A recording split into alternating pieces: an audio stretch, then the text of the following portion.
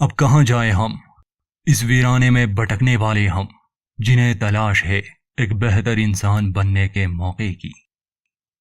पहला ऐतिहासिक आदमी। साल 2014 में जॉर्ज मिलर द्वारा बनाई गई the mad max fury road जैसी शानदार फिल्म के अंत में ये क्वार्ट सुनाया जाता है। इन शब्दों को समझने के लिए जॉर्ज मिलर की बनाई हुई मैड मैक्स फ्रेंचाइज की दुनिया को समझना होगा। एक ऐसा समय जब इंसानों के बीच बड़े बड़े युद्ध हुए, परमाणु युद्ध, जिसने इंसानी दुनिया को तहस नहस कर दिया। हजारों सालों का इंसानी इतिहास, उनकी संस्कृति, ज्ञान, कानून, सरकारें, धर्म, समाज तबाही के उस खतरनाक लहर में धूल की तरह उड़ चुके हैं, बिखर चुके हैं। इस बंजर, वीरान और तबाह दुनिया में जो इंसान बचे वो हैवानियत पर उतर आए। खाना, पानी और संसाधनों की हद से ज्यादा कमी है, जिसके लिए एक दूसरे का कत्लेआम करना ही इनके पास एकमात्र हल है। शक्तिशाली लोगों ने संसाधनों पर कब्जा किया, कमजोरों पर हुकूमत शुरू कर दी और एक नई हिंसा से भरी इंसानी सभ्यता की शुरुआत हुई। मैड मैक्स फ्यूरी रोड इस सब को बहुत अच्छे से दर्शाती है। और अब 9 साल बाद मैड मैक्स का एक प्रीक्वल रिलीज किया गया, जिसमें फ्यूरियोसा की दास्तान दिखाई गई है। कहानी अच्छी है, आपको पसंद आएगी।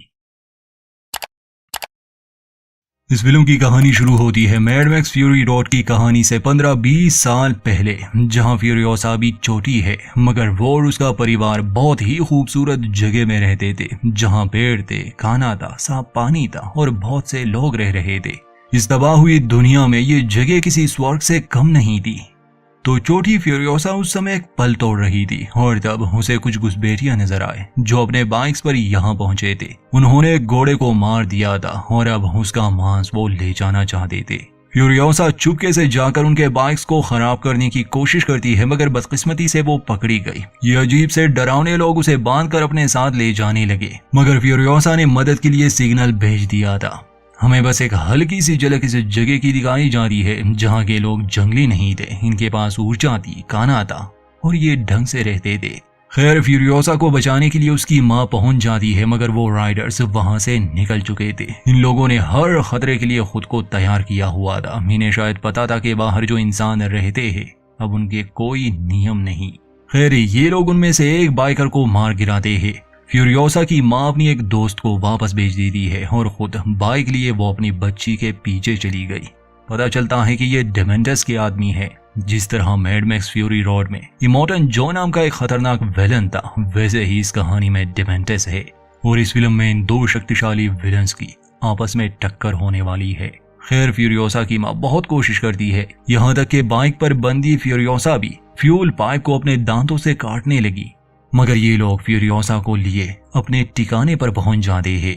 वहां बहुत लोग थे, इसलिए फ्यूरियोसा को बचाने के लिए उसकी मां को कोई तरकीब चाहिए थी, तो वो रात का इंतजार करती है।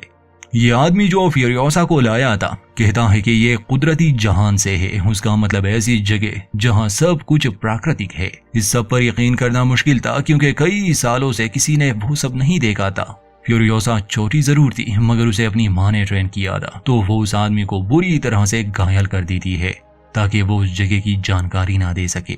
फिर ये एक आंख वाला आदमी फ्यूरियोसा को डेमेंटस के पास ले आता है, जो कि इन लोगों का लीडर है। और डेमेंटस का रोल निभाया है क्रिस हेम्सवर्थ ने, वो भी बहुत अच्छे से। वैसे अब दुनिया में जो बच्चे पैदा होते हैं, रेडिएशन की वजह से वो नॉर्मल नहीं होते, मगर फ्यूरियोसा बिल्कुल नॉर्मल थी, एक सही सलामत बच्ची, जिससे सभी हैरान थे। जो आदमी उसे लाया था वो कहता है कि ये कुदरती जगह से है, मगर फ्यूरियोसा ने उसका गला बुरी तरह जख्मी किया था, इसलिए वो उस जगह की जानकारी नहीं दे पाता।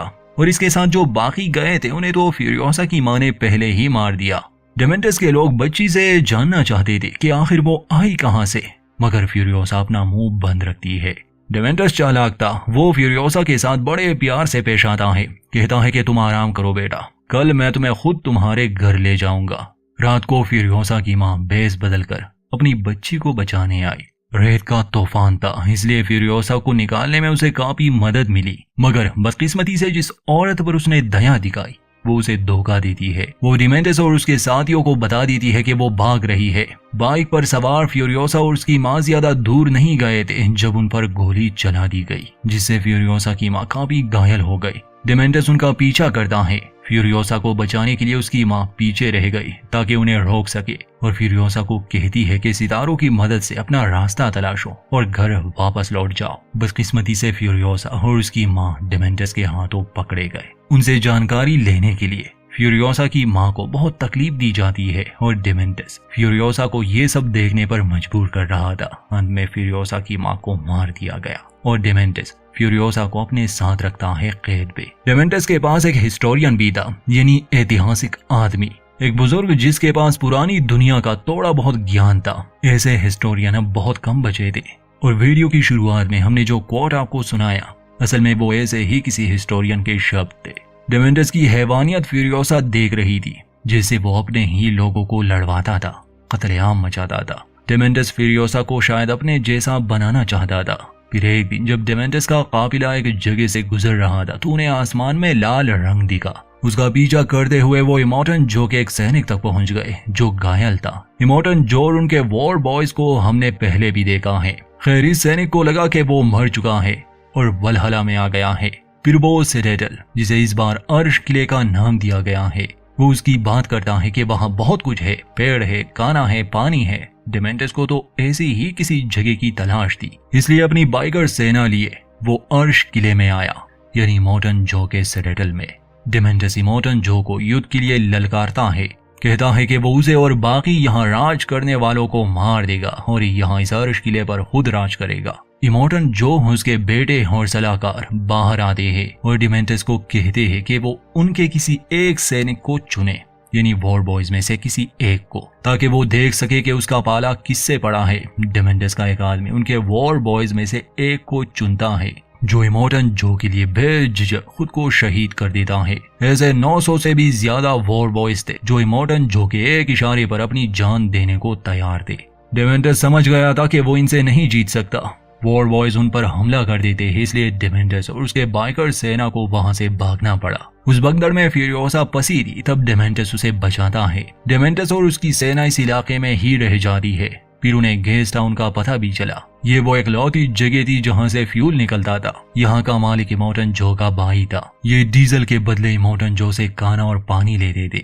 ऐसे ही इनके बीच सौदा हुआ था। डेमेंटस को इस बारे में पता चला तो वो प्लान बनाता है कि वो अर्श किले को तो आसानी से नहीं हथिया सकता, पर गेस्ट टाउन को जरूर हथिया सकता है। फिर इमोर्टन जो मजबूर हो जाएगा और वो उससे सौदा कर लेगा, क्योंकि ईंधन के बिना इमोर्टन जो कमजोर है। उसके पास यही एकमात्र जरिया है ऊर्जा बनाने का। तो अगले दिन जब डीजल से भरा टैंकर अर्श किले यानी इमोर्टन जो की तरफ जा रहा था, डेमेंटस के सैनिक उस टैंकर को हथिया लेते हैं। इमोर्टन जो के सभी आदमियों को मार दिया जाता है और टैंकर पर अपने आदमियों को चढ़ाकर वो टैंकर को वापस से गेस्ट टाउन की तरफ भेज देते हैं और ऐसे दिखावा करते हैं जैसे उन पर हमला हो रहा हो। इमोर्टन जो के भाई को इस पर शक था कि कुछ गड़बड़ है, वो दरवाजा नहीं खोल रहा था। डेमेंटस इतना जालिम था कि वो अपने आदमियों को सच में मारने लगा ताकि सब असली लगे। ये देखकर जैसे ही किले का दरवाजा खोला जाता है, डेमेंटस और उसकी सेना को अंदर जाने का मौका मिल गया और अब ये जगह उसके कब्जे में थी। इमोर्टन जो को संदेश भेज दिया जाता है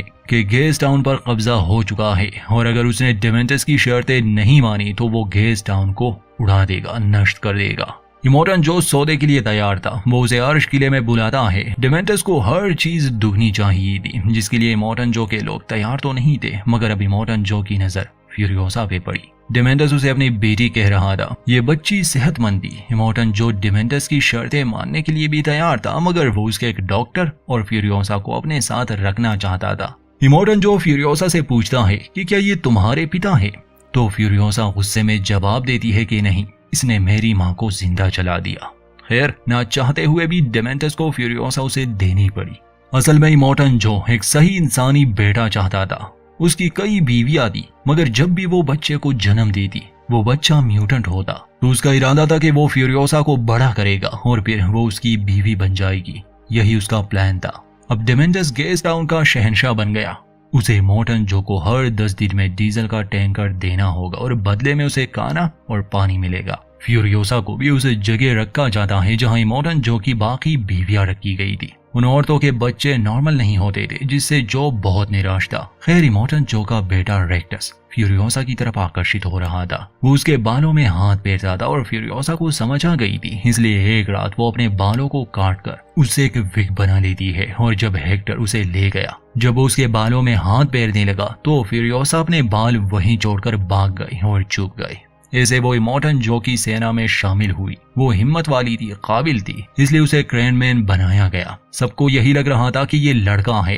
खैर समय बीतता गया और फ्यूरियोसा अर्श किले में अब बड़ी हो गई थी, मगर वो किसी से बात नहीं करती ताकि उसका राज ना खुल सके कि वो एक लड़की है। हाँ, रेक्टस को शक था कि उसने इसे कहीं देखा है, मगर फ्यूरियोसा उससे नजरें नहीं मिलाती थी। डेमेंटस अब भी गेस्ट टाउन का मालिक था, मगर उसके कुछ बाइकर साथी उससे अलग हो चुके थे। अब उन्होंने अपनी सेना बनाई थी, तो अक्सर जब ये लोग गेस्ट टाउन जाते तो उन बाइकर सेना का इन पर हमला होता। इसलिए इमोर्टन जो के बेटे एक जंगी टैंकर बनाने का फैसला करते हैं। वहाँ जितने भी पुर्जे थे उनके मैकेनिक्स उससे एक शक्तिशाली टैंकर बना देते हैं। इसे चलाने के लिए सबसे बेहतरीन ड्राइवर को चुना गया, जैक को। जैक को इकलौता ड्राइवर था जो टैंकर को हर बार सही सलामत ले आया था। फ्यूरियोसा का यहाँ से निकलने का प्लान था। उसने टैंकर के नीचे अपने लिए कान और बाइक छुपाई थी, किसी को इस बारे में पता नहीं चला। अगले दिन वॉर बॉयज के साथ जब ये गेस्ट टाउन के लिए जा रहे थे तो बाइकर सेना का हमला होता है। ये फाइट सीन काफी लंबा और शानदार है। सीन बाय सीन एक्सप्लेन करना मुश्किल है, मगर इसमें काफी वॉर बॉयज मारे जाते हैं। फ्यूरियोसा टैंकर के नीचे छुपी थी, वो भी मदद करती है। अब इन वॉर बॉयज में से एक लड़का है, इसके बारे में एक दिलचस्प बात बतानी थी। कुछ दिन पहले इस बच्चे की एक वीडियो वायरल हुई थी, शायद आपने देखी हो। इसे इसके अबनॉर्मल होने के लिए बुली किया जाता था, जिससे ये बहुत तकलीफ से गुजरा और इसी वजह से जॉर्ज मिलर ने इसे इस फिल्म में रोल दिया, जिससे ये काफी मशहूर हुआ। खैर बाइकर सेना से लड़ते लड़ते वॉर बॉयज तो मारे जाते हैं, मगर फ्यूरियोसा का राज जैक के सामने आ गया। जब उसके बाल खुल गए, वो जान गया कि ये तो एक लड़की है। जब बाकी सभी मारे जाते हैं तो फ्यूरियोसा जैक पर गन तान देती है कि वो ट्रक को रोके, मगर जैक शातिर था, वो उसे ही टैंकर से गिरा देता है।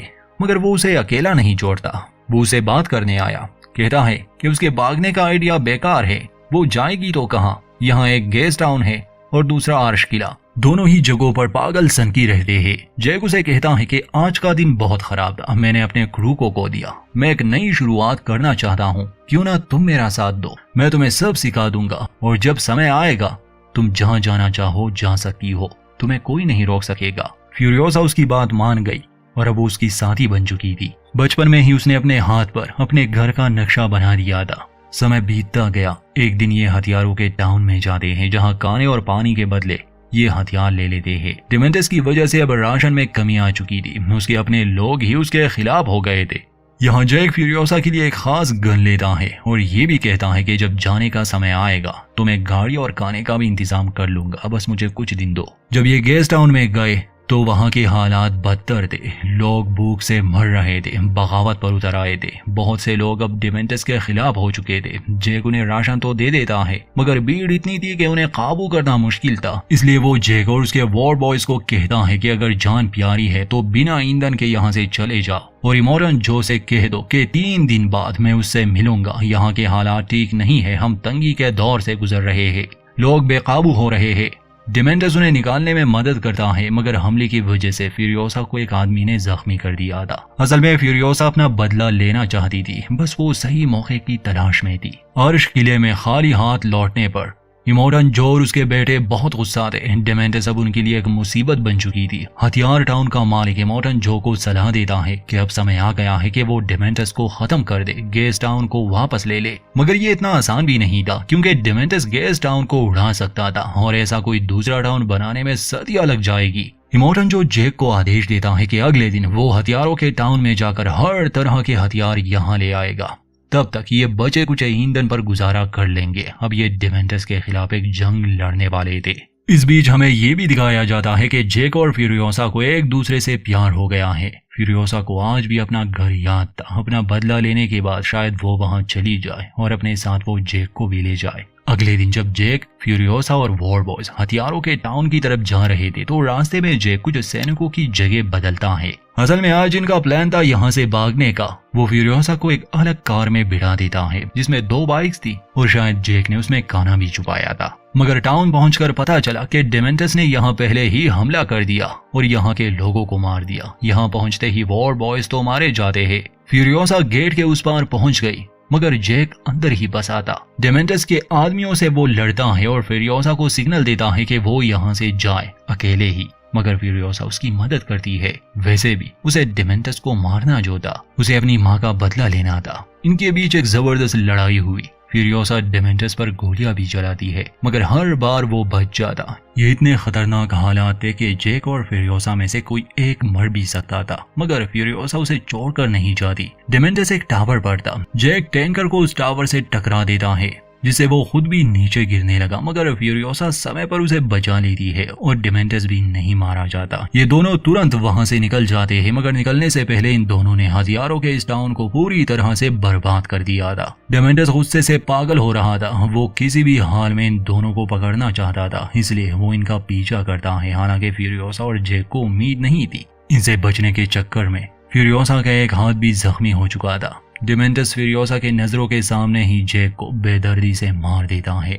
उस समय एक हाथ से फ्यूरियोसा को लटकाया गया था। अंत में जब जैक की मौत हुई तो डेमेंटस ने पाया कि फ्यूरियोसा अपना हाथ काटकर वहां से भाग चुकी है। वो सीधा इमोर्टन जो के पास आकर उसे डेमेंटस का प्लान बताती है। गेस्ट टाउन में आग लगाकर वो इमोर्टन जो को गुमराह करना चाहता था, ताकि वो अपनी सेना के साथ वहां आ जाए, जिससे आर्श किले की सुरक्षा कमजोर हो जाएगी और वो यहाँ पर चढ़ाई करेगा। मगर इमोर्टन जो चालाक था, वो धोखा नहीं खाता। इसके बाद 40 दिन की एक खूनी लड़ाई डेमेंटस और इमोर्टन जो के सेना के बीच हुई, जिसमें अनगिनत लोग मारे गए। फ्यूरियोसा अपने कटे हाथ की जगह एक प्रोस्थेटिक हाथ लगाती है और अंत में जब डेमेंटस की सेना हार गई तो वो अपना बदला लेने वहां गई। अब बस डेमेंटस और उसके कुछ खास साथी ही बचे थे, जो जान बचाकर वहां से निकलने की कोशिश कर रहे थे। मगर फ्यूरियोसा उसे इतनी आसानी से छोड़ने वाली नहीं थी। वो दूर तक उनका पीछा करती है। डेमेंटस को जब इस बात की भनक लगी तो सभी अलग अलग दिशा में जाने लगे, मगर फ्यूरियोसा को डेमेंटस अंत में मिल ही गया। वो उसे तुरंत नहीं मारती,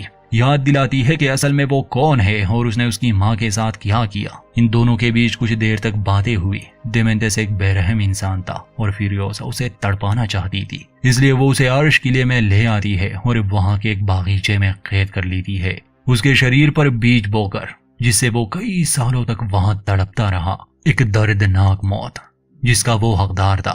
और इसी के साथ फ्यूरियोसा फिल्म का अंत होता है। दोस्तों, इसकी आगे की कहानी the mad max fury road में दिखाई गई है। उम्मीद करते हैं कि इसके और भी सीक्वल्स आएंगे, क्योंकि ये काफी अच्छी फ्रेंचाइज है। हमारी वीडियो अच्छी लगे तो लाइक करें और चैनल को सब्सक्राइब करना ना भूलें।